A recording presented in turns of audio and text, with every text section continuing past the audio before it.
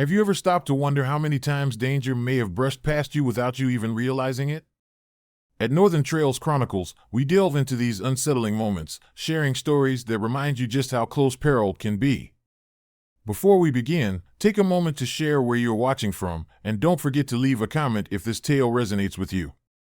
For me, life had been overwhelming lately, endless deadlines, constant requests from others, and the nonstop buzz of city life.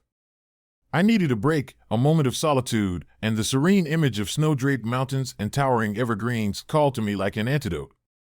A solo hike seemed like the perfect way to recharge my mind and reconnect with myself. I'm no professional outdoorsman, but I've done my fair share of hiking in the Rockies. The trails were familiar, the Sierra Nevadas felt like an old friend, and being alone in the wilderness had always been more of a comfort than a risk. So, when I heard about a picturesque trail recently reopened after a snowstorm, it seemed like fate. Despite global warnings about the dangers following the storm and tales of hikers disappearing in the area, I wasn't overly concerned. Sure, the stories were unsettling, but I'd handled tougher hikes before. I packed my gear, snacks, layers, and essentials, then set off at sunrise, eager to make it to the summit before dusk. When I arrived at the trailhead, I noticed something strange. The parking lot was nearly deserted. A few cars dotted the area, but it wasn't the usual lively scene of hikers gearing up. A faint unease settled over me, but I shrugged it off. It was early, after all, and the cold winter air probably kept most people indoors. Shouldering my pack, I started down the trail. The snow crunched under my boots, the sound crisp and oddly loud in the stillness. The air was cold enough to bite, but it was refreshing, invigorating. The trees stood tall on either side, their branches powdered with snow, creating a picture-perfect winter wonderland. It felt peaceful at first. But the further I ventured into the woods, the more unsettling that peace became. The quiet wasn't just calm, it was hollow. No birds, no rustling, no signs of wildlife, just the eerie stillness of the snow-covered landscape. I tried to shake it off, to enjoy the solitude, but something gnawed at the edges of my mind, the creeping sensation that I wasn't alone. Every so often, I'd pause and listen, my breath misting in the air, trying to convince myself it was all in my head.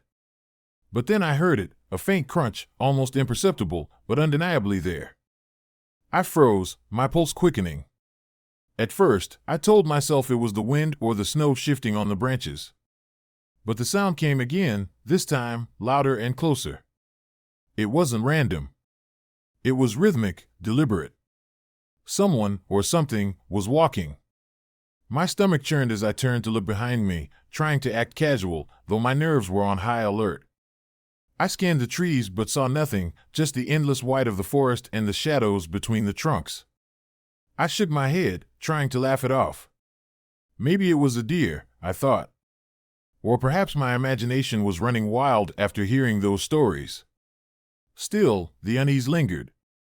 Determined to push through, I kept moving, focusing on the steep incline of the trail as the daylight began to fade.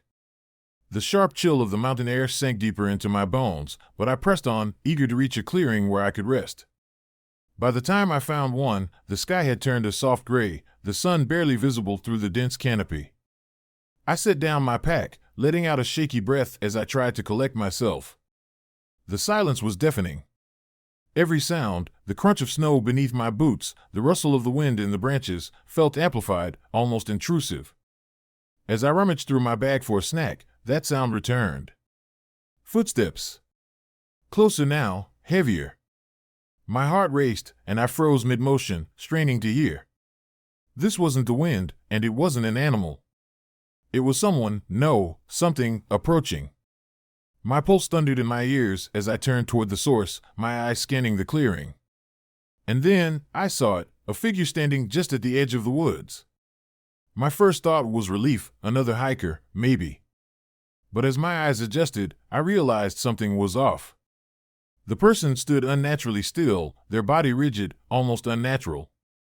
Their clothes looked too worn, their jacket oversized and frayed, and their face was pale, almost hollow. For a moment, I couldn't move, couldn't speak. My instinct screamed at me to leave, but my body refused to obey. The figure took a step forward, boots crunching loudly in the snow, and I felt a wave of cold dread wash over me. "Are you lost?" The figure asked, the words strained, their voice low and raspy, as if unused to speaking. I shook my head, forcing myself to respond. "No, I'm fine," I managed, though my voice trembled. "Just resting." But they didn't move. Their eyes, wide, unblinking, remained locked on mine, and I felt the hairs on the back of my neck stand on end.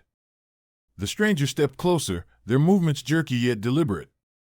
"I can show you the way," they said, their tone too calm, too knowing. I stumbled back instinctively, my breath itching. "No, thanks," I replied, my voice barely above a whisper. "I know the trail."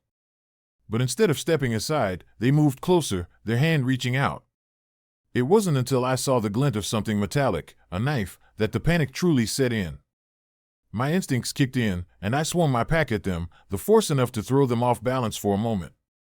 Without looking back, I turned and ran, the snow slowing me down as I pushed myself toward the trailhead. The last light of day guided me back to my car, my hands shaking as I fumbled with the keys. I didn't stop to breathe until I was locked inside, the doors secured, and the engine roaring to life. As I sped down the road, putting as much distance as possible between myself and that clearing, I couldn't shake the image of those wide, unblinking eyes and the way they seemed to pierce right through me. Even now, the memory lingers, a reminder of just how close I came to something far darker than I ever imagined. I haven't hiked alone since, and I never will again. As I dug through my pack for a quick snack, I instinctively checked my phone for a signal. Nothing, of course. The dense forest and remote location meant I was far beyond the reach of any reception. I wasn't surprised, but somehow the absence of connectivity added to the growing unease that had been simmering since I stepped onto the trail. It was quiet, eerily quiet, except for the occasional whisper of the wind through the trees.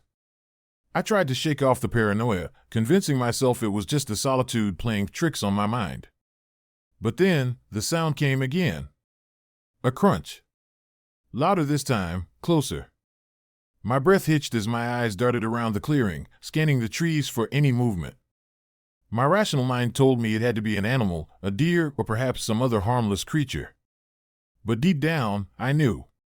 This was different. This was deliberate. I slowly stood, my heartbeat quickening with every passing second. The footsteps didn't stop, they grew louder, closer, each one sending a fresh jolt of adrenaline coursing through my veins. I turned, slowly and deliberately, trying not to make any sudden movements that might give away my rising panic. And that's when I saw him. Just beyond the clearing, partially hidden by the thick trunks of the evergreens, stood a figure. At first glance, I thought it might be another hiker, a strange coincidence, but not entirely impossible. But something about him was wrong. He wasn't moving, just standing there, motionless, his rigid posture almost unnatural, as though he were frozen in time. As I studied him more closely, the details came into focus, and my unease deepened. He was tall, unnaturally so, with a weathered jacket hanging loosely from his thin frame. The fabric was worn and frayed, as if it had been through countless storms. His face was gaunt and pale, the skin stretched tightly over sharp cheekbones. And then there were his eyes. Wide, unnervingly wide, and unblinking, like he hadn't closed them in days. Those eyes pierced through the distance between us, locking onto me with an intensity that made my stomach churn. For a moment, I was paralyzed. My legs felt like lead, and my throat tightened as if the air had turned to ice. I wanted to say something, to break the suffocating silence, but the words wouldn't come. Then, as if he'd been waiting for my reaction, the man took a single step forward. The sound of his boots crunching in the snow was unnaturally loud, echoing in the stillness. Another step. And then another. My heart pounded in my chest as he slowly closed the distance between us. "Are you lost?" His voice was hoarse, strained, as though it hadn't been used in a long time. It wasn't a question, it felt more like an accusation. I swallowed hard, trying to steady my voice. "No," I said, my tone barely above a whisper. "I'm fine. Just resting." But he didn't respond. He just kept staring at me, his unblinking eyes burning into mine. The air between us felt heavy, oppressive, as if the forest itself was holding its breath. "I can show you the way," he said finally, his tone unnervingly calm, almost too familiar. His words hung in the air like a threat disguised as an offer. My instinct screamed at me to get away, but my feet wouldn't move. Instead, I took a small step back, trying to put some distance between us. "No, thank you," I replied, forcing the words out. "I know the trail." But he didn't step aside. Instead, he moved closer, faster this time, closing the gap in an instant. My pulse skyrocketed as he reached out, his rough, cold hand grabbing my wrist with a grip like iron. Panic surged through me as I yanked against his hold, but he didn't let go. His eyes narrowed slightly, and for the first time, I noticed the glint of something metallic in his other hand. A knife. The realization hit me like a freight train, and my mind went blank with fear. "Let go!" I gasped, my voice breaking. His grip tightened, the knife glinting ominously in the fading light. My survival instincts kicked in, and without thinking, I shoved him with all my strength. He stumbled back, but not far enough. His eyes, those wide, terrible eyes, locked onto mine, filled with an intent that made my blood run cold. Desperation took over, and I grabbed a nearby branch, swinging it with everything I had. It struck his shoulder with a sickening thud. He grunted but didn't flinch, his expression unchanged. The brief distraction was enough. I tore my wrist free and bolted, my legs finally obeying the primal urge to run. The snow was deep, slowing my pace and making each step a struggle, but I didn't dare look back. The trail twisted and turned, the trees blurring as I focused solely on putting as much distance as possible between myself and that man. My lungs burned, and the cold bit into my skin, but I didn't stop until I saw it, the trailhead. The familiar sign was a beacon of hope, barely visible in the dim light of dusk. My car was just ahead. With every ounce of energy I had left, I sprinted toward it, my hands trembling as I fumbled with the keys. Finally, the door unlocked, and I threw myself inside, locking the doors behind me. My heart thundered in my chest as I gripped the steering wheel, my breath coming in short, panicked gasps. I didn't dare look back. I started the engine and peeled out of the lot, the tires skidding slightly on the icy ground. I drove for what felt like hours, my mind racing as I replayed the encounter over and over. The man's eyes, his movements, the cold grip of his hand on my wrist, it all haunted me, even as the distance between us grew.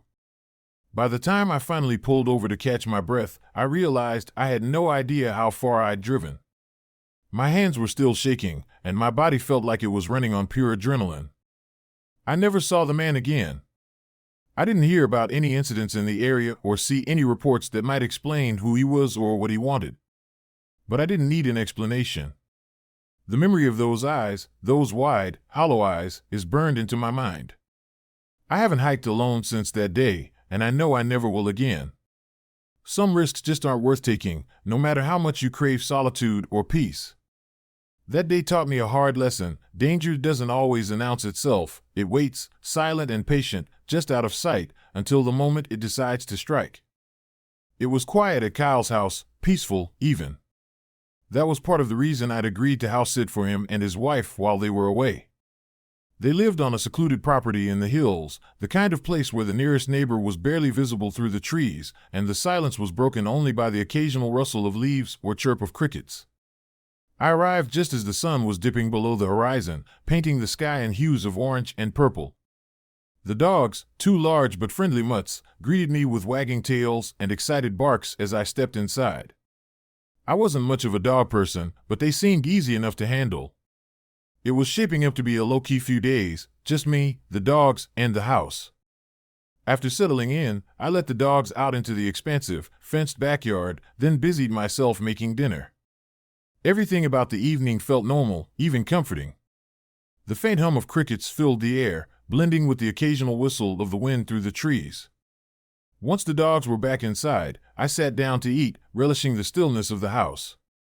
But as I finished my meal, something odd happened. The motion sensor lights in the backyard flickered on. I glanced toward the window but saw nothing. A moment later, the light on the side of the house activated, followed by the one on the front porch. It was almost rhythmic, as though something, or someone, was moving deliberately around the house. At first, I tried to brush it off. Maybe it was just the wind or an animal. Raccoons and coyotes weren't uncommon in this area, and I figured the dogs would have barked if it were anything serious. But they remained eerily quiet, lying on the living room floor with their ears perked and eyes wide, staring toward the back door. That uneasy sensation started creeping in, the kind that makes the hairs on the back of your neck stand on end. I decided to step outside and check things out for myself. The air was crisp and cold as I stepped into the backyard, but the motion lights stayed off, even as I walked beneath them. I frowned, glancing around. Nothing seemed out of place. The fence was intact, the yard empty except for a few scattered leaves. Still, the feeling lingered, a nagging sense that I wasn't as alone as I appeared to be. I locked the door behind me as I went back inside, more out of habit than anything else, and tried to shake off the unease. To distract myself, I turned on the TV and scrolled through Netflix, but I couldn't focus. Every few minutes, the motion lights would flicker back on, their bright glow spilling into the living room through the blinds. It was like someone, or something, was pacing around just outside the house. By now, it was close to 9 p.m., and my unease had grown into something stronger. It wasn't just the lights. It was the silence. The dogs, usually quick to bark at any unusual noise, hadn't made a sound. They just sat there, their eyes fixed on the same spot near the back door. I decided to call Kyle, hoping to distract myself with some casual conversation. He picked up after the second ring, his voice relaxed and cheerful. "Hey, how's everything going?" he asked. "Good, good," I replied, trying to keep my tone light. "The dogs are fine. House is fine. It's just," I hesitated, not wanting to sound paranoid. "The motion lights outside keep going off, but I don't see anything out there." Kyle chuckled. "Probably just a raccoon or something. Those lights are super sensitive. They'll pick up even the slightest movement." "Yeah, maybe," I said, though his reassurance didn't do much to ease my nerves. "I'll keep an eye on it. Enjoy your trip." After hanging up, I double-checked all the doors and windows, making sure everything was locked. The dogs followed me as I moved through the house, their footsteps silent on the hardwood floors. I settled back into the living room, determined to relax, but the tension in my chest refused to dissipate. The motion lights flickered again, and this time, I turned off the TV and lights, wanting to listen. That's when I heard it, a faint tapping sound, like fingers gently rapping against glass. My breath caught in my throat as I turned toward the back door. The sound came again, louder this time. Tap. Tap. Tap. I stood, my heart pounding, and crept toward the door, pulling the blinds aside just enough to peek through. Nothing. The backyard was empty, the motion light blinking lazily on and off in the distance. I exhaled, a shaky laugh escaping my lips. It had to be the wind, or maybe even a tree branch brushing against the house. I was just working myself up over nothing. But then I heard it again, louder, more deliberate. The tapping had moved, now coming from the window near the kitchen. My chest tightened as I edged toward it, my pulse thundering in my ears. I lifted the corner of the curtain and peered outside. At first, I saw nothing. Just the dark expanse of the yard, the faint glow of the motion lights casting long shadows across the fence. But then, out of the corner of my eye, I caught movement. A shadow. It wasn't the kind of shadow cast by a tree or swaying branch. It was darker, denser, and it moved with purpose. Slowly, it drifted along the edge of the yard, just beyond the reach of the lights. I froze, my breath caught in my throat. My first instinct was to turn on all the lights, to scare away whatever, or whoever, was out there. But something stopped me. Instead, I stepped back from the window, grabbed my phone, and dialed 911. My voice trembled as I explained the situation, and the dispatcher assured me an officer was on the way. I locked myself in the living room with the dogs, their wide eyes mirroring my own fear. Every creak of the house, every gust of wind against the windows, sent my heart racing. Minutes felt like hours as I waited, clutching the phone in one hand and a heavy flashlight in the other. When the red and blue lights finally flooded the yard, I let out a breath I didn't realize I'd been holding. The police searched the property and found a man hiding near the back fence. He didn't resist as they handcuffed him, his face blank and unbothered, as though this was all part of some plan only he understood. Later, I learned he'd been watching the house for hours, waiting for the right moment to make his move. The motion lights, it seemed, had been his undoing, alerting me to his presence before he could act. That night, I slept with every light in the house on, the dogs curled up at my feet. Even now, I can't forget the way that shadow moved, the way the silence felt heavy and alive, as if the house itself was holding its breath. I haven't house sat since, and I don't think I ever will again. Some places are meant to be quiet, but not that quiet. As the dispatcher stayed on the line, my mind raced in a haze of fear and uncertainty. I couldn't stop pacing the living room, gripping my phone tightly with clammy hands. My breath felt shallow, and my chest tightened with every passing second.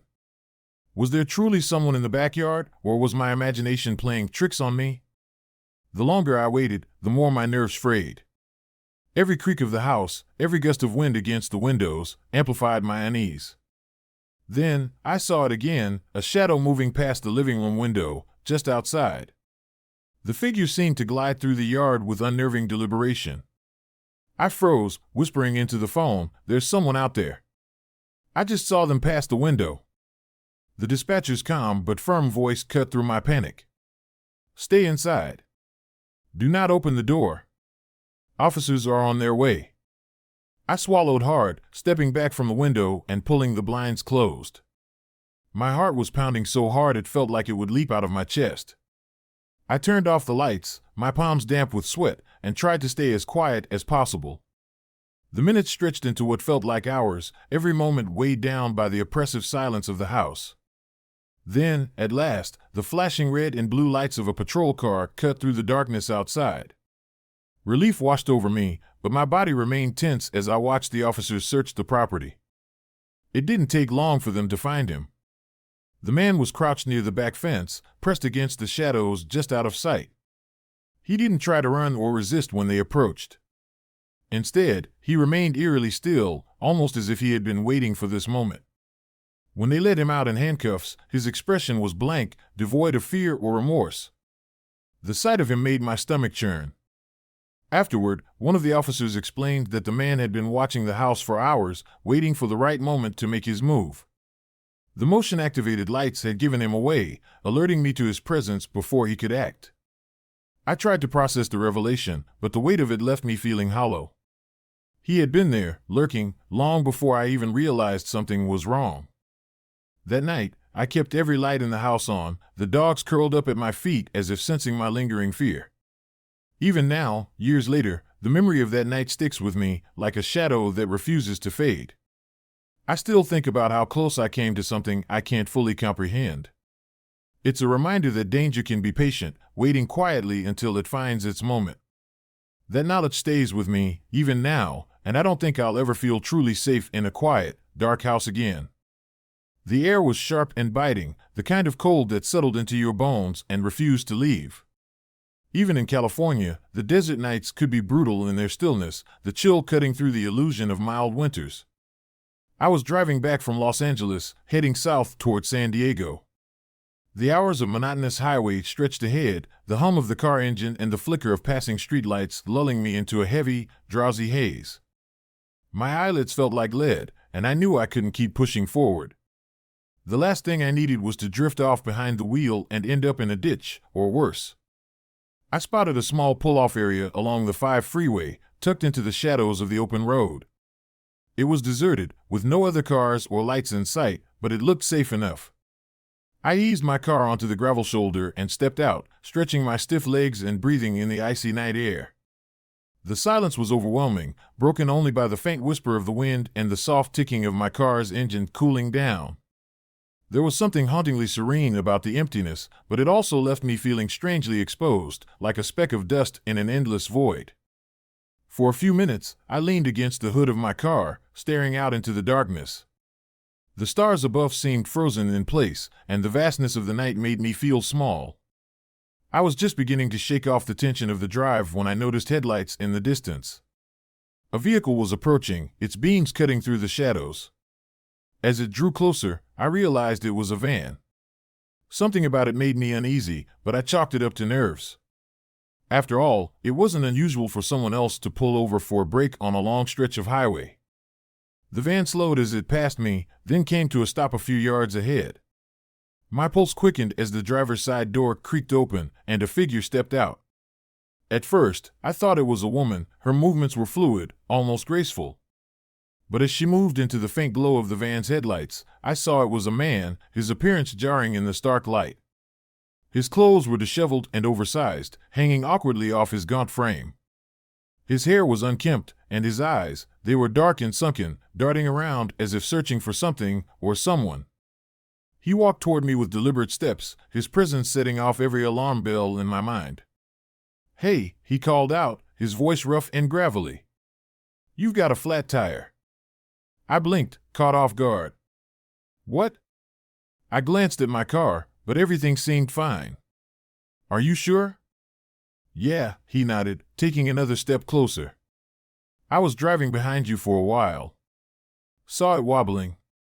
Something in his tone felt off, too eager, too insistent. My instinct screamed at me to get back in the car, but I hesitated, trying to process the situation. "I'll check it out," I said cautiously, moving toward the driver's side door. Before I could reach it, he was suddenly closer, his hand darting out to grab my wrist. His grip was like iron, cold and unyielding. Panic surged through me as I struggled against him, my voice rising in desperation. "Let go!" He didn't respond, his eyes locking onto mine with an unsettling intensity. In the faint light, I saw the glint of something metallic tucked into his other hand, a knife. Adrenaline surged through me, and I acted on pure instinct, twisting my wrist and kicking out at him with all the strength I could muster. My boot connected with his knee, and he stumbled, his grip loosening just enough for me to break free. I didn't look back. I threw myself into the car, slamming the door shut and locking it in one fluid motion. My hands were shaking so badly I could barely get the key into the ignition, but as soon as the engine roared to life, I floored the gas pedal. The van's headlights disappeared in my rearview mirror as I sped down the highway, my heart pounding like a drum. I didn't stop driving until I reached a well-lit gas station miles away. Even then, my body was trembling, and I could barely catch my breath.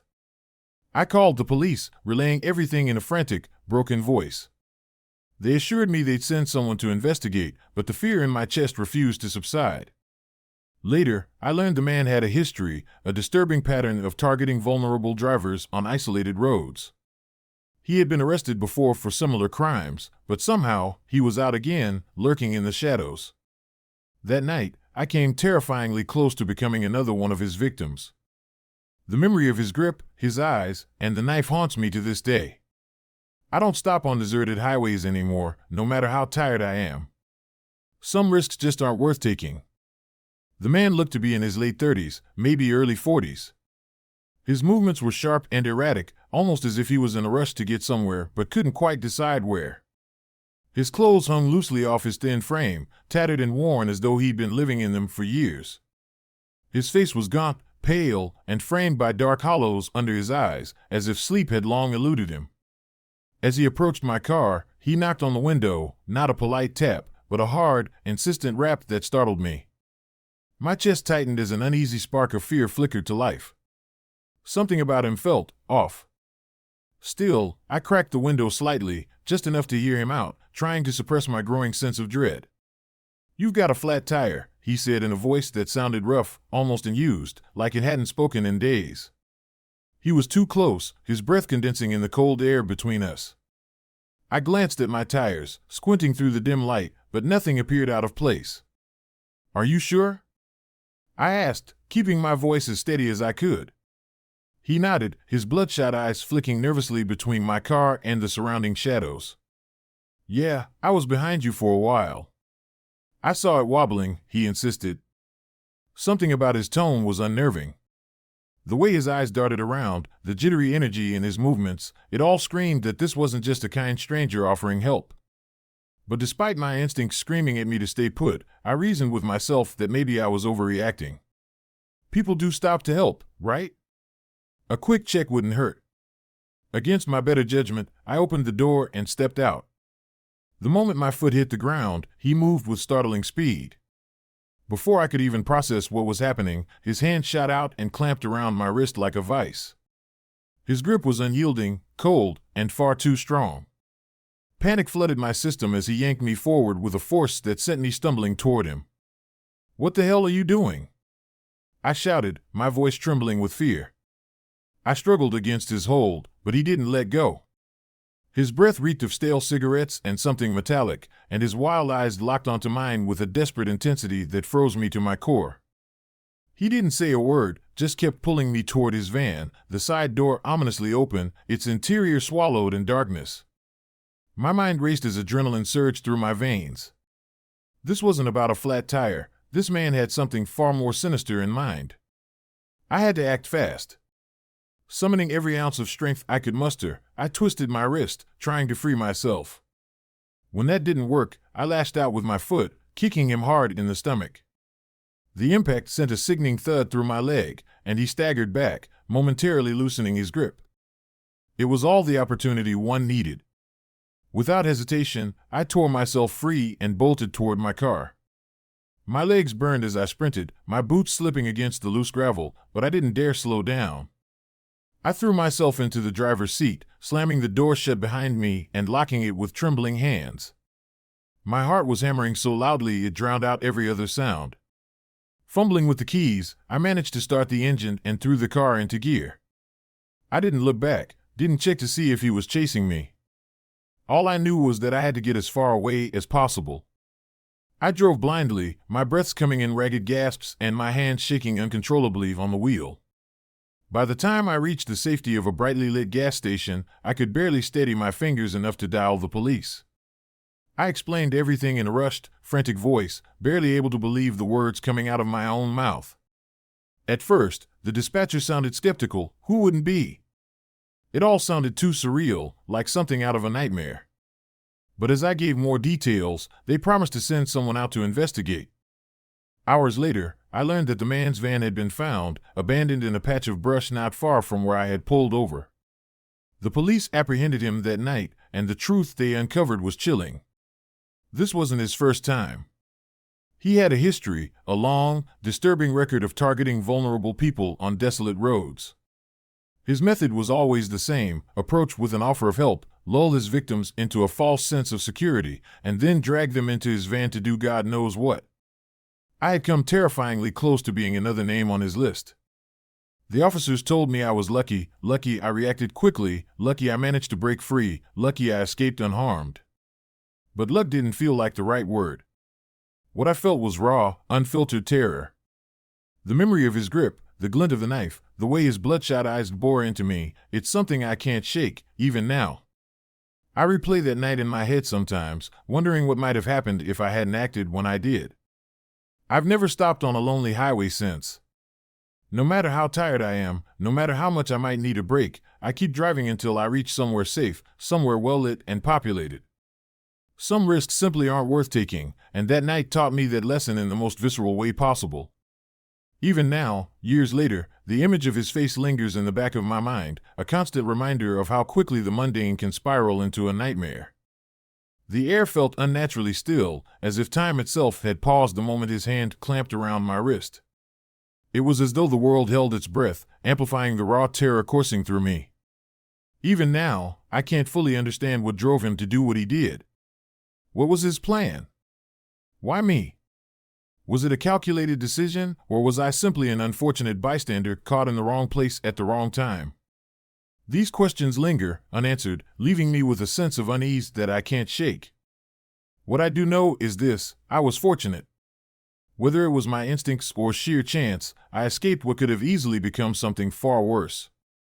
That realization stays with me, a stark reminder of how quickly life can shift from mundane to perilous. And so ends this tale, a chilling testament to the fragility of safety and the importance of trusting your gut. If you've ever had a similar experience, share your story and let others learn from it. At Shivering Vault, we strive to illuminate these dark encounters, turning them into lessons for the vigilant. Until next time, stay safe, stay aware, and remember, danger often lurks where you least expect it. The vault awaits your return.